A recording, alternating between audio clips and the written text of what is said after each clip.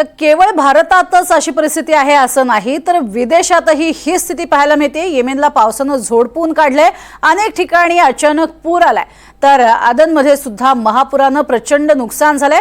तर दुसऱ्या बाजूने येमेनवरती इस्रायलचे हल्ले सुद्धा सुरू आहेत। ते इकडे येमेनवरती अचानक पूर आणि इस्रायलचे हल्ले म्हणजे आसमानी सुलतानी अशा स्वरूपाचं हे संकट सध्या येमेनवरती पाहायला मिळते। इस्रायलच्या हल्ल्यांमध्ये कोणतीही कमी झालेली नाहीये, तेही हमले किंवा हल्ले हे अखंड सुरूच आहेत। इकडे भारतामध्ये अनेक ठिकाणी पाऊस महापुरानं अक्षरशः ऊत आणलाय। हिमाचल प्रदेश, उत्तर प्रदेश, महाराष्ट्रातील काही भागात मुसळधार पाऊस बरसतोय। केवळ भारतात नाही तर जगातही अनेक ठिकाणी सध्या नैसर्गिक आपत्तींचं संकट ओढवलंय। तर सध्या अर्ध्या जगावरती धूळ, महापूर, चक्रीवादळाचं प्रचंड संकट आहे। जनजीवन त्यामुळे चांगलंच विस्कळीत झालंय। अमेरिकेवरती सध्या धुळीचं संकट आहे।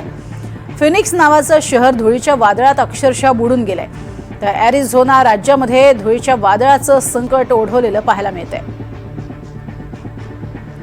एकीकडे अमेरिकेवरती धुळीचं संकट, येमेनमध्ये महापूर, व्हिएतनाममध्ये चक्रीवादळ आणि भारतात पावसाचा कहर, महापूर पाहायला मिळतोय।